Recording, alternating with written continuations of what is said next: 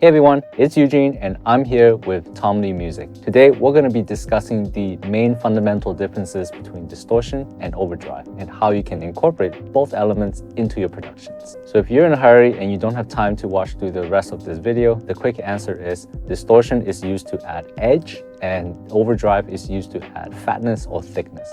So as I mentioned in a previous video regarding distortion, a lot of producers and artists like to use distortion to add edge and life and excitement to tracks.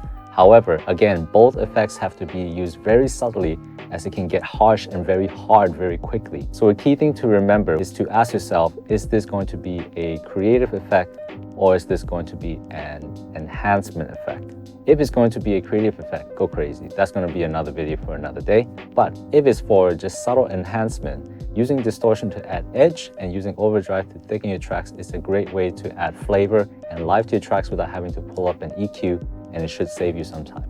So you may be asking yourself, when may I want to use overdrive instead of distortion? Overdrive is a thickening effect. So what happens when you have a recording that's a little bit skinny, or if you have a recording that has some brittle or harsh edges, adding a little bit of overdrive can help smooth those edges out and add a little bit of fatness to the bottom as well, therefore contributing to a much more rounder tone in a subtle way. Some good sources to experiment with adding distortion or overdrive is bass guitar. If you want to add some edge for your bass guitar to cut through, perhaps take a look at using distortion.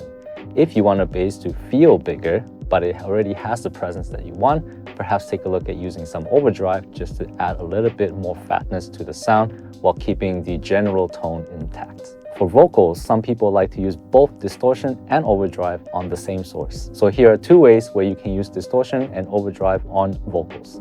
If you have a recording that's a little bit skinny sounding, first add overdrive to fatten up the sound and smooth out some of those edges. So once your sound is nice and round, but it lost a little bit of that original edge, what you can do is instead of reach for an EQ, boosting like crazy and running into sibling problems, just add distortion just a little bit to bring some of that edge back. Boom, time saver. So here's the second vocal trick for using distortion and overdrive together at the same time. As you may notice in some genres of music, an effect like autotune is very popular nowadays. But have you ever wondered, I know that this is the sound of an autotune effect, but why does it sound so natural still? Well, what they do is they will hit the vocal really hard with autotune sometimes. And when hitting it really hard, it sometimes synthesizes or resynthesizes your pitch, giving it that digital harsh and cold feeling.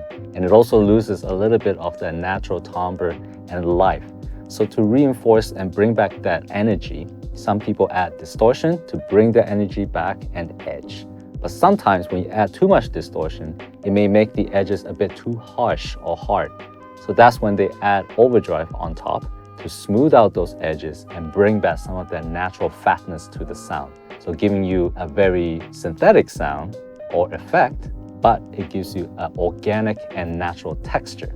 And that's it for today, folks. I hope that these quick tips helped you, but I want to pass the floor on to you guys. What are some effects that you guys use to enhance and bring life and edge back into your tracks? Leave them down in the comments below. And of course, if you have any suggestions for future videos, or if you have any additional questions regarding the topics mentioned today, please leave them down in the comment section as well. If you enjoyed this video, do consider giving us a like and subscribe, and I hope to see you in the next one.